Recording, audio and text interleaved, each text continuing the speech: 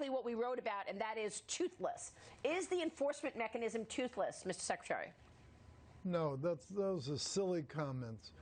This agreement has the most precise and the most effective trade enforcement procedures of any trade agreement any country has ever had. Let me explain to you how it works. Great. There will be set up by each side a group to review disputes, a working level group. If they can't resolve things, gets put up to the vice ministerial level. If after a very short period that doesn't resolve it, the complaining party, presumably U.S., then has the right, as long as they act in good faith, and as long as we act proportionately, to unilaterally put tariffs or other retaliatory action on China, and they cannot reprise against us. No trade agreement has ever had any procedure like that. Second, that fellow said it was hard to identify what products would be involved. Well, actually, there's a multi-page annex to the agreement, which we're keeping confidential, that goes harmonized code number by harmonized code number, the products, the industrial products that are included in the commitment to buy more goods. So I'm afraid this fellow just hasn't really read the agreement or thought it through. The enforcement is probably the single most important part of this agreement, because without real enforcement, all you have is a pile of pages.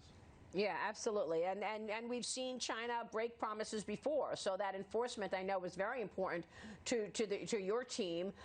We also have this idea that we're going to see more business for American companies because China will open up its market. J.P. Morgan tells me that Jamie Dimon was on this program this week in an exclusive interview, and he said that he's already gotten his license to operate a bank in China 100% rather than being a minority shareholder, 49% versus and 51% owned by the Chinese. And we see headlines this morning that Visa, MasterCard, and American Express will be able to be part of the payments market in China. Right. How important is that to growth, Secretary? Well, that's important. The commitments that were made to get to the 200 increment in over 2 years, above and beyond what we're already doing with them, include $35 billion in services. And part of that, of course, would be financial services. The other components are $75 billion for industrial goods, $40 to $50 billion for agricultural products, and that's the kind of detail that we have in this agreement. It's very, very precise. So I want to get your take. Yeah, I want to get your take on what the impact is to economic growth, Secretary, because I spoke with Treasury Secretary Steven Mnuchin on Sunday about this new deal, about the agricultural purchases as well. Here's a look at what your colleague, the Secretary of Treasury, said Sunday. Right. So you expect the Chinese to buy $40 to $50 billion of agricultural products from the United States then?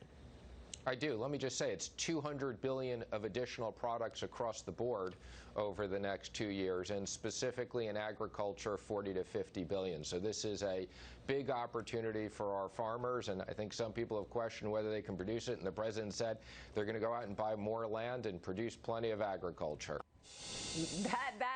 Those are some big numbers, Secretary. $200 billion in buys. What is that going to do for economic growth in your view? Let's call it 2020, 2021. Well, the math is pretty straightforward. Assume that it's evenly distributed between the 2 years.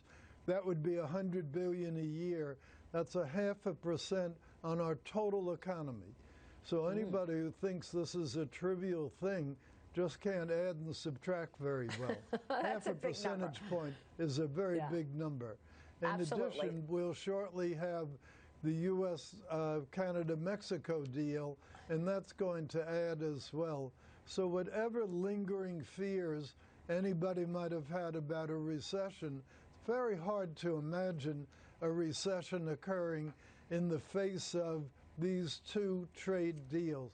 Adding together USMCA and the China deal That's over $2 trillion of trade. This is huge. $2 trillion of trade. That's incredible an enormous progress. number.